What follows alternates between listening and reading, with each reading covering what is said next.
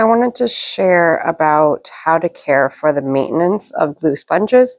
So this week we were talking about collaging with found objects. So I have my trash to treasure trays set up, and they are just full of random odds and ends things. It's a pretty open, free choice lesson where they can collage with anything they find in these bins.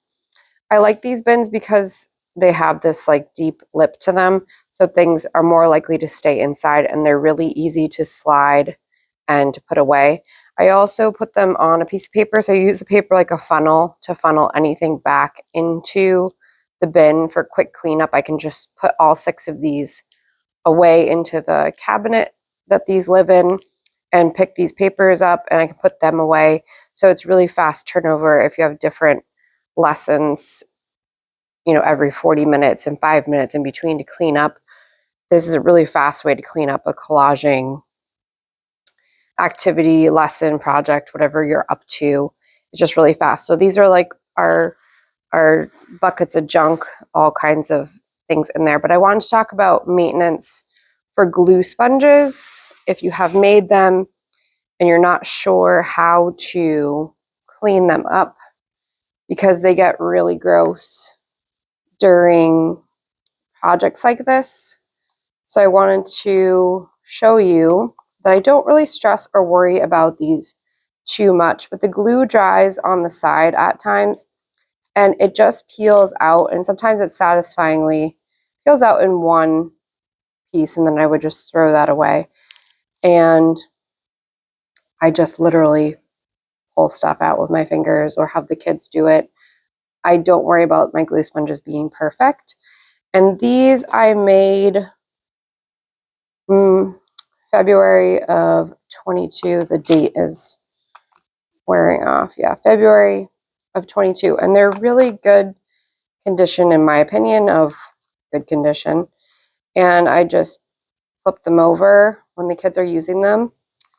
The glue gets pulled all down to the other side. And you can see that there's things from the collaging bins inside.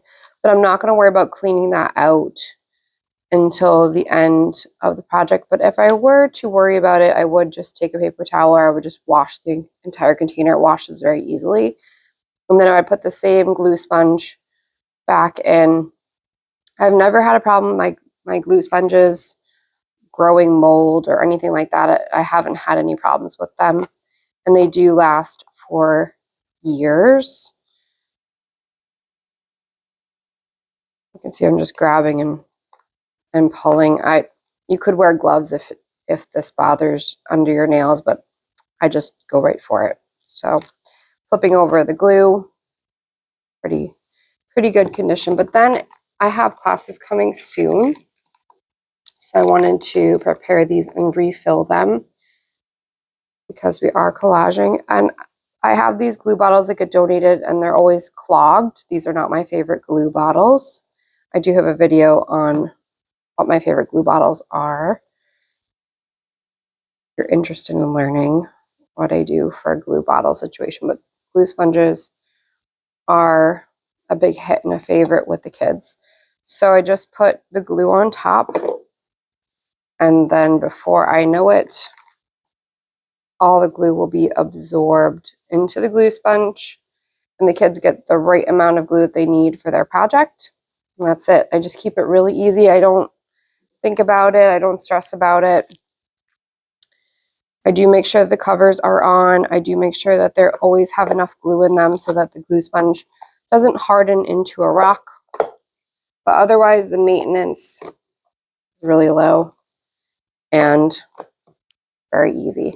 So I hope that was helpful in maintaining your glue sponges if you're wondering what they look like a little bit over a year old.